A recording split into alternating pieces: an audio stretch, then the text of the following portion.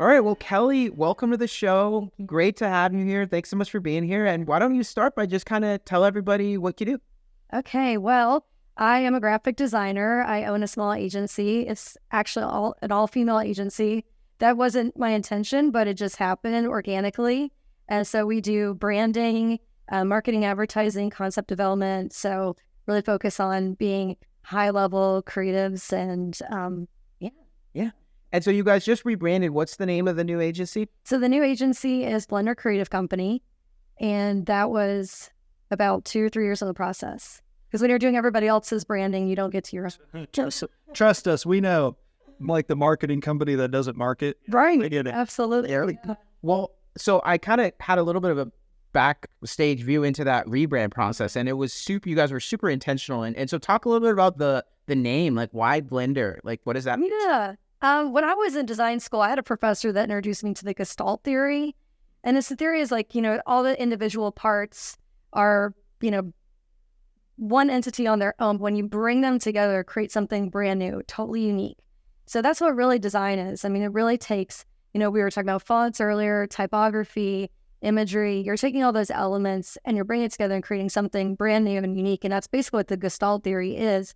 And so I was thinking about, okay, what would be, something that's substantial people can wrap their head around. It's like a blender. That's what a blender does. You think about whether you're making like a mixed drink or a smoothie. You've got strawberries, you've got bananas, you've got whatever juice or, maybe some liquor sometimes. You blend it and you don't, all those things become something completely new and unique. You don't taste every single individual thing. You taste this combo that you created. So that's where the name comes from. It wouldn't be fun, Gestalt creative. So. No. Yeah. That sounds a little stuffy. Yeah, I don't think that will work. So yeah, Blender's fine. So we even tried to, like when we send our newsletters, try to include like a little blender recipe. Well, that's so good. So yeah. Yeah. Cool. So what types of clients do you guys work with? Oh, so we kind of have, I would say, like 3 categories of clients as far as the type of people we work with. Now, this isn't necessarily the type of businesses, but we work with a lot of marketing directors. So that can range from small to medium-sized companies. Some of the larger companies we work with, we might be like their second-tier agencies, but we work with a variety of different sizes. So mostly marketing directors, also small business owners, and then other people that I would call power partners. So like web developers, copywriters, people that specialize in SEO. So they're in the industry, but they don't have that in-house creative. And so we partner with them. But as far as the types of industries we work with, a lot of healthcare, a lot of behavioral mental health has been something that's been a focus over the last probably 3 or 4 years. Also technology. I know we've got, not that those clients aren't fun, but we've got some of what I call the more fun clients, so more retail, food, beverage, and some commercial construction. Well, you do a lot here locally too, right? And sort of like the small bit. So talk about some of the local projects and stuff that you guys have done. Yeah, about so probably around 2018, I moved into an office in downtown Mooresville, and anybody who knows the culture here, the downtown community is really tight knit, very supportive. There's lots of street festivals, and it's just a really great area to be. And so a lot of our clients in Mooresville are on Main Street, are in the downtown area.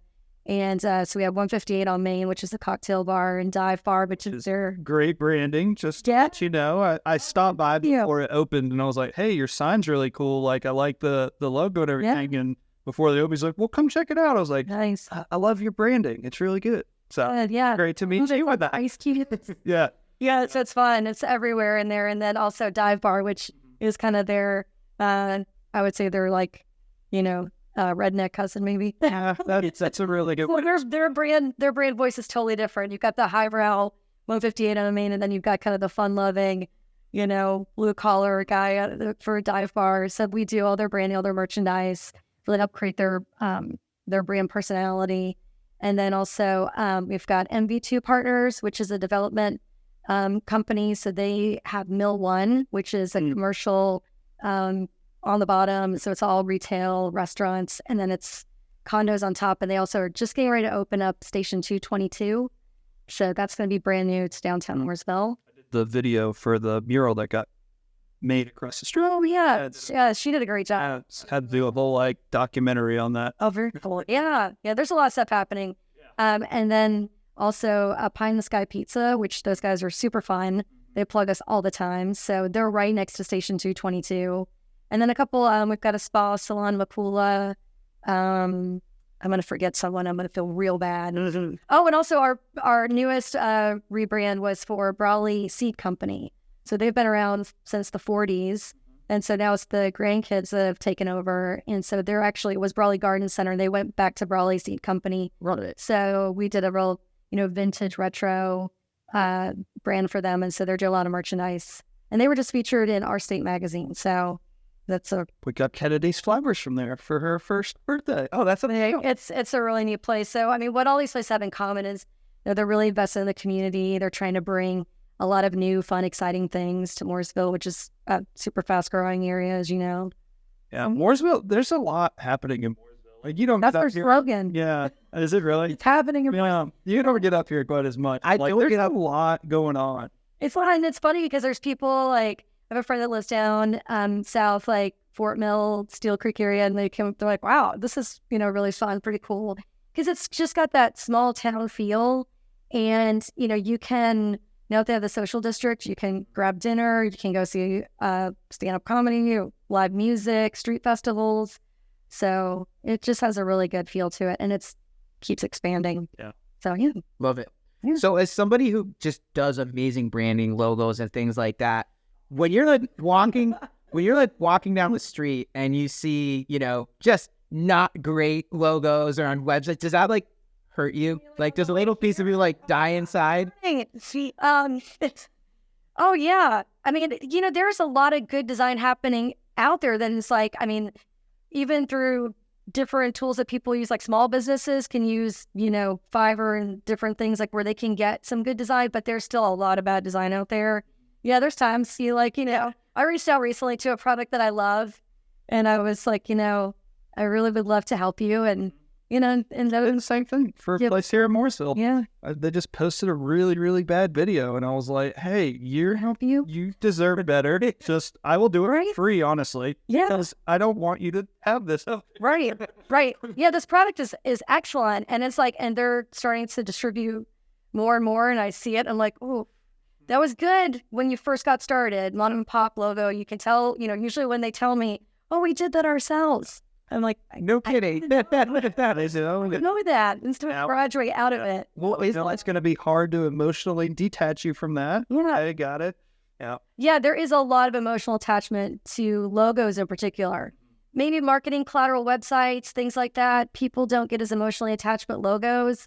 There's a lot of history, especially small business. It's usually somebody in the family or a friend did it, even larger companies, you run into, mostly it's the CFO that's freaking out about a rebrand because they know they need to get out there to the public of, whether they're doing TV commercials or they're doing, social media, whatever, those are deliverables that they know they need to get out there. But a rebrand is something where it's more emotional. It's more like that feeling you get when you see it. Sometimes it's hard to have an ROI with the rebrand. I do have some clients that are our business. I have one client in particular in Kings Mountain. Their business quadrupled after we rebranded them. So there are some measurable, results from a rebrand, but a lot of times people, they're scared of change. Yeah. That's a big change. Yeah. No, that makes a ton of sense. So how do you mentioned rebranding and obviously, there's the visual of, the actual logo design and things like that. But, one thing that I've seen that you guys do a great job with is sort of the strategy behind all of that. Right. And so talk about how do you start that process from a strategic standpoint when you're talking about branding or just branding a brand new business? Yeah. I like to use food analogies a lot. That's my favorite analogy. But, if you ever gone to a fine dining restaurant, if you've ever had the opportunity, where it's a chef that's going to make something special for you, or if you go to 150 and you get a cocktail and they'll ask you, decent amount of questions. So that's what we do with our clients too. We do a creative brief. So we start off with a conversation, then we have them fill out a creative brief, and then we basically do an interview after the creative brief going over everything.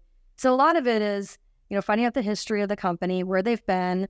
We do a brand audit of what they currently have. And then we talk about, okay, where do you see yourself now? Where do you see yourself in the future? What's your target audience? What's your competition look like? What do you like about what they do? What don't you like? Then we get into a little bit more of the the feeling about things. Like I had one guy fill out the creative brief and he did an excellent job. I said, what I think he said, if our logo could be a person, it would be Harrison Ford with a 5 o'clock shadow with a like a weathered leather jacket drinking a bourbon. And I was like, okay, I can work with that. Because that gives you, and that's the feeling of that, right? Like that's you can almost like see what that aesthetic looks like. And I think that's where a lot of people go wrong when they're thinking about branding too. They're thinking about it's just a logo, it's just a website. That's what a brand is. The feeling. It's what people say about your company. That's what your true brand is. Right. So if that's what you're trying to portray, yes, you need to have it in your logo, in your design, in everything. But ultimately, like it comes down to the voice and the message that you're trying to have other people say about it. Oh yeah. I mean, and it's funny because logos, the biggest mistake some people do is they want it to be like this little picture of what they do in a literal sense. Like if it's like an engineering, like let's show like us like, doing our job. It's like, no. No one knows what that is. It's an engineer with it's like that's we did a logo for an engineering firm. And I could not tell you exactly what they do. I tried. We actually do a lot of education on what our clients do, because there's times where we're working with industries that we're not familiar with, that I don't really have any personal experience with. So we do a lot of reading, and there's a certain level of understanding. When I work with medical device companies, I'm gonna understand what that does to a certain level. Mm-hmm. But there's times where we've taken elements of like what they do and be able to work in a more abstract way. Like the engineering logo. I can't tell you what the name of the tool is, but it's basically this giant drill that goes in. It has a certain shape to it. And so we work that shape into their logo. And people in the industry find it really clever. And, the outside audience may not know what it means, but they just think it's a cool design. But it has that little backstory. Yeah, no, that's so cool. Mm-hmm. So obviously you're super good at this. You're passionate about it. How did you, when did you know you wanted to do graphic design? Was that like even as a kid you loved logos and stuff, or what was your journey to get here? I was just having a conversation with a friend about this. I was telling her that my parents let me paint on the floor of the living room while I watched TV. She was like, do you let your kids do that? I was like, absolutely not. And there I am, like a creative person, and I'm like limiting my kids. I'm like, don't do that, it's too messy. But no, my mom has a story of I was sitting, I guess I was like maybe this pre-kindergarten. I drew a picture of a Big Mac. She still talks about it. You had the sesame seeds and all the sauce dripping down. And I think I just and I made basically a mock ad. It was I think I was probably 4.5, 5. Wow. And then growing up, I always did posters for school and program covers. And also did fine art too. I drew all the time, painted all the time. But then I also, did some things now looking back is basically commercial arts. So if there was some sort of event at my school, I would be the one to come up with a theme and, so even that was something I loved pretty early. But of course I didn't really at that time knew that was basically early graphic design. So how often do you think, or when do you think is the right time for companies to do a rebrand? Well, there's definitely milestones. So I would say, obviously startups are a no-brainer. They have nothing. So when you're starting from scratch and you have absolutely nothing, then you need branding, you need a logo, you need some marketing. Also, if a company is growing, like the company I mentioned, who I won't name the name, the product I love that is ready to, they're going to play in the big leagues. It's time. If you are going to have a wider audience than what you had, and you need to, step up, elevate your brand because you're looking maybe smaller. You look like how you started small, but now you're larger. You need to portray that to your audience. So that'd be another category of when to rebrand. Another is if it's just been out there for a really long time and it's looking dated and it's, you're stuck and that's partly why we rebranded too. We loved our current logo. We liked our brand, but it also limited us and I got very much pigeonholed as sometimes as a freelancer because it was my old company name was my last name. So I wanted to show that we're a team, we're bringing, different people. So it's okay, we're moving into a new phase of our business and we need our brand to show that. So that makes a whole lot of sense. So tell us a little bit about that growth process. Tell us about your team. Oh yeah. Wow. Okay. Well, it definitely relates. My growth process actually relates a lot to being a mom. So I have 3 kids. before I had kids, I worked in-house agency. I also worked at publishing companies that did graphic design for a good 15 years. And, knew I wanted to have a family. Also knew I wanted to have flexibility with my job so I could be with my kids, but also work too. So, decided to go on my own in 2007. So at the time, it was just me. I would partner with different, like I call them power partners. I had a marketing director who owns his own company that I work with a lot. We've known each other for 20-some years. So I was able to start with just myself, but all these different, people I would partner with. And we would go after some pretty good size projects because we had just a core team of people who had worked like in leadership, and we could just come together and be like a super group. So I did that for a while, but was just myself for a long time. And then as my kids started getting a little bit older, started going to school, I got to a point, I think it might have been with you, Danny, but it was like this realization of like, okay, I'm getting so much work in that I can't do it all. And I'm either going to start to turn down work and know that this is my max capacity. I'm never going to grow. I'm just going to stay here because this is all I can do. I mean, there's only so many hours in the day. Then it got to the point where, okay, well, or you can grow. You can bring on a staff, you can have support, and then you can expand. So that's, the phase I'm in now. And I think it's hard when you're a creative individual because you feel like I got to clone myself to have a staff, to have a company, because it's so much about you. So really it's been finding the right talent that is basically designers that we have a similar approach and they understand the kind of culture that I'm trying to create, and then I get to mentor them. And I think that's the hardest part in like this marketing creative world is finding the right people. Oh yeah. Because like people come to you and me because they want to work with us. And it's like, well, I can only do so much. And if you want what I do, I need to be able to clone myself, right. In theory, but like you just can't, like you're not going to. So finding people that you trust that will do what you want for your clients, it's like, it's the most difficult thing in doing a creative business. Yeah, that I don't want my designers, because one of the things that's really important, what I talked about even the logo branding process, is communication.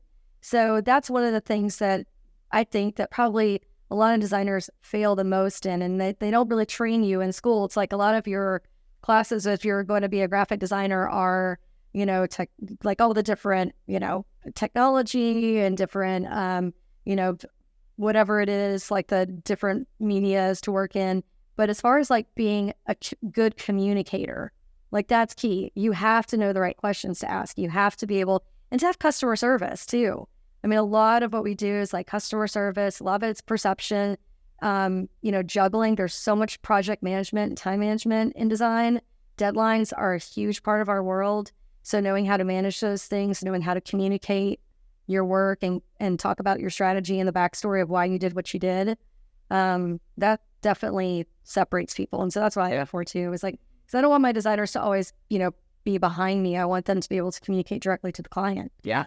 So our audience is a lot of small business owners, right? Some of them who may be sort of one man or one woman shops. And, you just kind of talked about that moment of making that first hire and really starting to grow. And I feel like that is one of the scariest moments as an entrepreneur, because it's like, you're hiring that first person, that money, it's coming right out of what used to be your paycheck, and now you're paying it to something else. And that, honestly, that stops a lot of people from ever making that move. Right. So talk a little bit about just your thought process and, just kind of how that's played out for you guys. Well, Danny, my wonderful business coach, she is right here.